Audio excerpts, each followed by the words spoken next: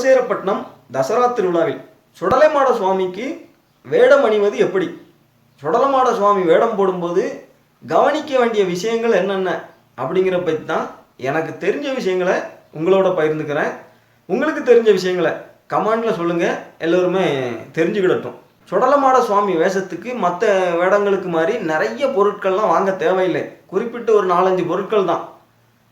சுடலைமாட சுவாமிக்கு போடக்கூடிய அந்த அரைக்கால் சட்டை, தலையில் வைக்கக்கூடிய அந்த குல்லா, சந்தனம், அதுக்கப்புறம் ஆயுதங்கள், பொந்தந்தடி, வேலாயுதம் அல்லது வல்லையம்னு சொல்லுவாங்க, அந்த வல்லையம் வாங்கிக்கிடணும். அதன் பிற்பாடு பந்தம் 1 அல்லது 2 பந்தங்கள். இவ்வளோதான் சுடலைமாட சுவாமி வேடம் அப்படின்னா. சரி, இந்த வேடத்தை எப்படி போடணும் அப்படின்னா, முதல்ல கால்சட்டை, சுடலையாண்டவருக்கு உண்டான அந்த கால்சட்டை எடுத்து அணிஞ்சிக்கிடுவாங்க. உடல் முழுக்க சந்தனத்தை பூசிக்கிட்டு குல்லாவை வச்சு சுடலை ஆண்டவருக்கு கையில் ஆயுதத்தை கொடுத்துட வேண்டியதான். பந்தம் ஏற்றி கையில் கொடுக்கக்கூடாது. அருள் வரல அப்படின்னாலும் சரி, அருள் வந்துட்டுனாலும் சரி, பந்தத்தை சுவாமி அருள் ஆடி எடுப்பார், அப்படி இல்லைன்னா அருள் ஆடி கேட்பார்.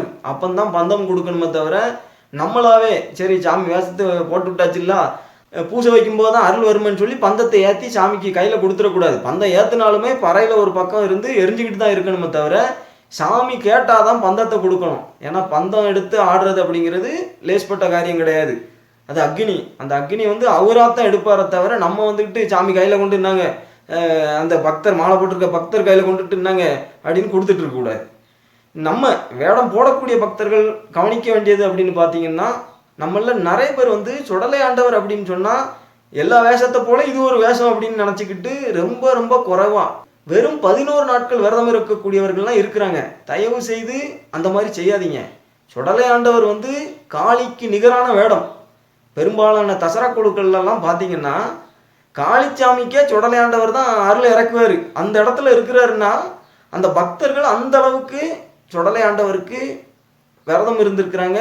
அந்த விரதத்தின் பலன்தான் அவர்கள் அந்த பறையில் அந்த இடத்துல இருக்கிறாங்க. அதனால யாரும் சுடலை வேஷம் அப்படின்னு சொன்னால் எல்லா வேஷத்தை போல இது ஒரு வேஷம் அப்படின்னு தயவு செய்து நினைக்காதீங்க. சுடலை ஆண்டவர் அருளாடக்கூடியவர், வேட்டைக்கு போகக்கூடிய சாமி, காவல் தெய்வம். அது மட்டும் இல்லாமல் ரொம்ப கோபக்கார சாமி. அவருக்கு செய்யும்போது ரொம்ப பயபக்தியோடு செய்யணும். அப்படி செய்யும் பட்சத்தில் அவர் நமக்கு எப்பவும் நம்ம கூடவே இருந்து நமக்கு அருள் புரிவார். மெயினாக விரதத்தை கவனிச்சுக்கிடுங்க. தயவு செய்து ஒரு 21க்கு குறையாம விரதம் இருங்க. இல்லை என்னால் அதுக்கு மேலே முடியும் அப்படின்னு சொன்னால் 41 நாட்கள் இருந்து பாருங்க. சுடலை அவ்வளோ துடி அனுப்பார் உங்ககிட்ட. நம்ம தருமத்துக்கு போகிறோம், 8 மணி நேரம் தருமத்துக்கு அலைஞ்சு தருமம் எடுப்போம். 8 மணி நேரம் அந்த தெய்வத்துடைய அருள் நம்மக்கிட்டேயே ஆடிக்கிட்டே இருக்காது. ஆனால் அந்த தெய்வத்தினுடைய அருள் நமக்குள்ளே இருக்கணும் அப்படின்னா நம்ம எந்த அளவுக்கு விரதம் இருக்கிறோமோ அதை பொறுத்து தான் நமக்குள்ளே நின்று அருள் பாலிப்பார். நம்ம நடந்து போய்கிட்டு இருப்போம், இந்த தெருவுக்கு போகக்கூடாதுன்னு இருக்கும், அங்கே யாராவது இறந்து போயிருக்கலாம் அல்லது வேற ஏதாவது இருக்கும், நம்ம நடந்து போயிட்டு இருப்போம், சாதாரணமாக பேசிக்கிட்டு தான் போயிட்டு இருப்போம். இருந்தாலும் நம்ம மண்டைக்குள்ள உடனே எடுத்து கொண்டு வருவார். ஏய் இங்கே போவாத, அந்த தெருவுக்குள்ள ஒரு ஆள் இறந்துருச்சு, நின்று செட்டை நிறுத்து அப்படின்னு சொல்லி எடுத்து தர்ற இடத்துல சுடலவங்களை வைப்பார். அதனால விரதத்தில் எப்போவுமே கவனம் செலுத்துங்க. அதன் பிற்பாடு வேடம் இடும்போது பார்த்தீங்கன்னா நிறைய பேர், பெரும்பாலான பக்தர்கள் சுடலமாட வேஷம்னா வெறும் சந்தனத்தை மட்டும்தான் பூசுறீங்க. அதே போல் அந்த கால் சட்டையை மட்டும் போட்டுக்கிறீங்க. இந்த குல்லாவை வைக்கிறதே கிடையாது. குல்லா வச்சாலுமே பார்த்தீங்கன்னா சாமி அருள் வந்துச்சு, அருளாட்டத்தில் குல்லா பறந்துடுச்சு, அதுக்கப்புறம் அப்படியே நான் வந்துட்டேங்கிற மாதிரி சொல்கிறாங்க. இப்போ நம்ம ஊரை விட்டு நம்ம காளிப்பறையை விட்டு தர்மத்துக்கு கிளம்பும்போது செட்டில் அடிக்கிறோம், அருள் வருது, சரி குல்லா கீழே விழுந்துருச்சு அப்படின்னு சொன்னால் அது அருளாட்டம் முடிஞ்சதுக்கப்புறம் மீண்டும் குல்லாவை எடுத்து வச்சுக்கிட்டு நம்ம தர்மத்துக்கு போகணும். வெறும் சந்தனத்தை மட்டும் பூசிக்கிட்டு அரைக்கால் சட்டையோட நின்றுக்கிட்டு இதுதான் சுடலை வேஷம்னு சொல்லி அந்த வேஷத்துக்கு அவமரியாதையை ஏற்படுத்தாதீங்க. வேடம்னா அப்படி முழுமையாக இருக்கணும், அதுதான் வேடம். ஆமாம், இதில் ஒன்றும் பெரிய கஷ்டமெல்லாம் கிடையாது. அந்த குல்லாவை வைக்கிறதுல நிறைய பேர் வைக்கிறது இல்லை, தலையில் அழுத்துது. அப்படி நினச்சிங்க தலையில் அழுத்துது வைக்கிதுன்னா நீங்கள் இந்த வேடத்துக்குள்ளே வந்திருக்கவே கூடாது. அதனால முழுமையாக செய்யுங்க. சில பக்தர்கள்லாம் பார்த்தீங்கன்னா எந்த வித ஆயுதங்களுமே இல்லாமல் தர்மத்துக்கு அப்படியே செட்டோடு வந்துட்டு இருப்பாங்க. சுடலை ஆண்டவர் கையில் ஆயுதம் வச்சிருக்கணும். நம்ம தர்மத்துக்கு போயிருக்கிறோம், அங்கே போன இடத்துல எதுவும் அந்த வீட்டில் ஏதாவது ஒரு பிள்ளைக்கு எதுவும் பேய்ச்சேட்டை இருக்குது, எதுவும் கோளாறு இருக்குது அப்படின்னா காளிச்சாமி பார்த்துக்குவாங்கன்னு சொல்லி சுடலை விட்டுற முடியாது. ஏன்னா சுடலை இந்த பேய்களெல்லாம் அடித்து தூம்சம் பண்ணக்கூடிய ஆள் சுடலை மாடன். அதனால ஆயுதம் இருந்தால் தான் அவர் அதை என்ன யாதுன்னு அந்த இடத்துல அருள் இறங்கி பார்க்க முடியும். அதனால் கண்டிப்பாக சுடலை ஆண்டவருக்கு வந்து இந்த பொந்தந்தடியாவது கையில் வச்சுக்கிடணும். வேலாயத்தான் தூக்கிட்டு நடக்க இயலாது அப்படின்னா பொந்தந்தடியாவது ஒரு ஆயுதமாவது கையில் இருக்கணும். அதே போல் பந்தம் பந்தம் வந்து ஏன் எடுக்கக்கூடாது, ஆரம்பத்தில் நான் சொன்னேன் பந்தம் வந்து சாமியாத்தான் எடுக்கணுமே தவிர நம்ம கையில் கொடுக்கக்கூடாது அப்படின்னு. ஏன்னா பந்தம் எடுத்து ஆடுறது, அக்னி எடுத்து ஆடுறதுங்கிறது லேஸ்பட்ட காரியம் கிடையாது. சுடலை ஆண்டவர் பந்தத்தை கையில் எடுத்தாச்சுனாலே அவர் வந்து தலையில் அடிப்பார், அப்படி இல்லைன்னா நெஞ்சை வாட்டுவார். அது என்ன, நிறைய கோயில்களில் நீங்கள் பார்த்துருப்பீங்க, கொடை விழா சாமி ஆட்டங்கள்லையும் சரி, சுடலமாடம் அப்படின்னாலே பந்தத்தை வந்து அந்த கழுத்து நிறைய மாலை போட்டிருப்பாங்க. இருந்தாலும் அவ்வளவு மாலையும் தூக்கிக்கிட்டு அவர் வந்து அந்த நெஞ்சை வாட்டுவார். ஏன் அப்படின்னா அவருக்கு வந்து அந்த வாட்டும் போது வரக்கூடிய அந்த முடி எல்லாம் கரிஞ்சு வரக்கூடிய அந்த வாடை இருக்கு இல்லையா, அதுதான் அவருக்கு உகந்தது. அதுதான் சுடுகாட்டில் வந்து பிணந்தின்னு ஜாமியாடியாச்சு அவர். அதனால தான் அவருக்கு வந்து அந்த அந்த மனத்தோடு நிற்கக்கூடியவர் அவர். அதனால தான் எந்த கோயிலில் எடுத்துக்கிட்டாலும் சரி, சுடலை வந்து நீங்கள் நினைக்கலாம் எதுக்கு சாமி கொண்டு நெஞ்சுக்குள்ளே வாட்டுதுன்னா அது அவருக்கு அந்த வாடை அடிச்சுக்கிட்டே இருக்கணும். அதுதான் சுடலை மாடை. அதனால நம்ம வந்து நம்மளா கொண்டு பந்தத்தை கொடுக்கக்கூடாது. பந்தம் வந்து அவர் உத்தரவு இல்லாமல் எடுக்கப்படாது. நம்மளா எடுத்தோம் அப்படின்னா கையில் காலில் வயிற்றுலன்னு அங்கங்கே சூடு விட்டுரும். அதுக்கு தான் சொல்கிறது, பந்தம் வந்து அவருடைய உத்தரவு இல்லாமல் எடுக்கக்கூடாது. அவர் எப்படி உத்தரவு தருவாருன்னா நம்ம அருளில் இருக்கும்போது எடுப்பா பந்தத்தைன்னு சொல்லி நம்மளுடைய அடிமனசில் சொல்லும்போது நம்ம அதை தூக்கணும். மற்றபடி நம்மளா போயிட்டு பந்தத்தை எடுக்கக்கூடாது. அதே போல் நிறைய பக்தர்கள் பந்தம் தலையில் அடிக்கணும் அப்படிங்கிறதுக்காகவே பார்த்தீங்கன்னா இந்த குல்லாவை கலத்தி வச்சுக்கிட்டு தலையில் வந்து ஒரு துண்டை கட்டிக்கிட்டு பந்தத்தை தூக்கிட்டு தலையில் அடிக்கிறது. சுடலை ஆண்டவர் அவர் அருளோடு இருக்கும்போது வெறும் தலையில் அடிப்பார். ஏன் அப்படின்னா அவருக்கு வந்து அந்த வாடை, கரிஞ்ச வாடை, அந்த மனம், அவர் சுடுகாட்டு பிணம் தின்னு ஜாமி அடிக்க அவருக்கு அந்த வாடை அடிச்சுக்கிட்டே இருக்கணுங்கிறதுக்காக அவர் வந்து தலையில் அடிக்கும்போது அந்த முடி வந்து கருகி அவருக்கு ஒரு வாடை விட்டுக்கிறது தான், அதுதான் அவருக்கு உகந்ததாக இருக்கும். அதுக்காகத்தான் அவர் அந்த அருளாட்டத்தில் அப்படி செய்கிறது.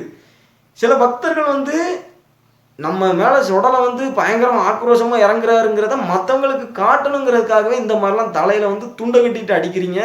இதையெல்லாம் தவிர்த்துருங்க. சுடலையை வந்து லேஸ்பட்ட சாமியாக நினைக்காதீங்க. சுடலை வந்து ரொம்ப உக்கிரமான சாமி, கோவக்கார சாமி. அவர்கிட்ட வந்து ரொம்ப பயபக்தியோடு தான் ஒவ்வொரு விஷயங்களையும் நம்ம செய்யணும். அதனால பந்தத்தில் ரொம்ப ரொம்ப கவனமாக இருங்க. இன்னும் சுடலை ஆண்டவர் வேடத்தில் இருக்கும்போது கவனிக்க வேண்டிய விஷயங்கள் அப்படின்னு பார்த்தீங்கன்னா ரொம்ப ரொம்ப முக்கியமான ஒன்று, இரவு நேரங்களில் நம்ம தருமத்துக்கு போகும்போது யாராவது திடீர்னு தலையை சுற்றி தேங்காய் எரியணும் அப்படின்னு சொல்லுவாங்க. அந்த தேங்காய் இந்த மாதிரி முட்டை கிட்டன்னு யாராவது எடுத்தியாக கொண்டு வருவாங்க. முட்டை வந்து நம்ம வாங்கக்கூடாது. ஏன்னா முத்தாரம்மைக்கு மாலை போட்டிருக்கும் போது சுடலை ஆண்டவர் வந்து பிணந்தின்னும் ஜாமியாடி தான். இருந்தாலுமே நம்ம வந்து தசராவில் முத்தாரம்மைக்கு மாலை போட்டிருக்கோம், முழுக்க சைவ வழிபாட்டு முறை தான். அதனால அந்த நேரம் வந்து யாரும் தெரியாமல் சுடலை மாடம் தானே கொடுக்கலாம் சாமிக்கிட்ட அப்படின்னு சொல்லி கொண்டு வந்தாலும் நம்ம வந்து வாங்கிடக்கூடாது கையினால். ஏன்னா அவங்க வந்து அதை வீட்டில் தலையை சுற்றி கொண்டு வந்து தந்தாங்களோ அல்லது எப்படி கொண்டு வந்தாங்களோ அது அவங்களுக்கு தான் தெரியும்.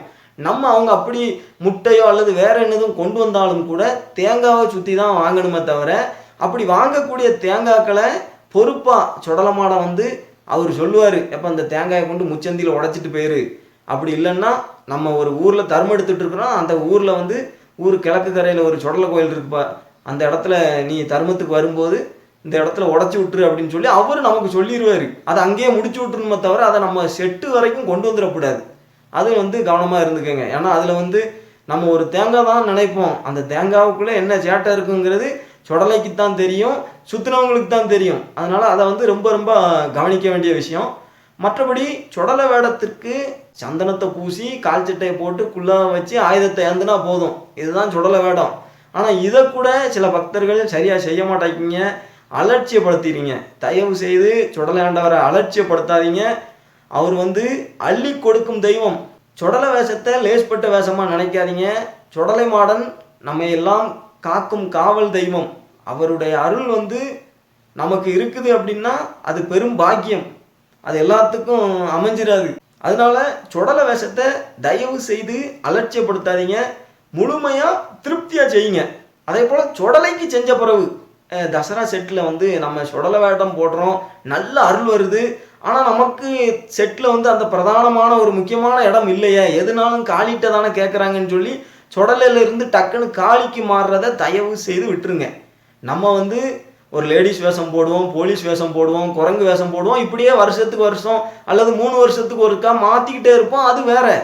நம்ம என்னைக்கு ஒரு அருளாடக்கூடிய தெய்வத்துக்கு மாரியம்மைக்கு போட ஆரம்பிச்சிட்டோம், முத்தாரம்மைக்கு போட ஆரம்பிச்சிட்டோம், பத்திரகாளிக்கு செய்ய ஆரம்பிச்சிட்டோம், சுடலை ஆண்டவருக்கு செய்ய ஆரம்பிச்சிட்டோம்னு அருளாடக்கூடிய தெய்வத்துக்கு வேடமிட ஆரம்பிச்சிட்டோமோ, அன்னையிலிருந்து அந்த தெய்வம் தான் எனக்கு துணை, அவ தான் அப்படின்னு சொல்லி நம்ம அவளையே பிடிச்சு நின்றணும். சுடலை ஆண்டவர்னா சுடலை ஆண்டவரே பிடிச்சு நின்றணும். அவர் வந்து நிச்சயம் உங்களுக்கு வந்து அந்த முதன்மையான இடத்தை தருவார்.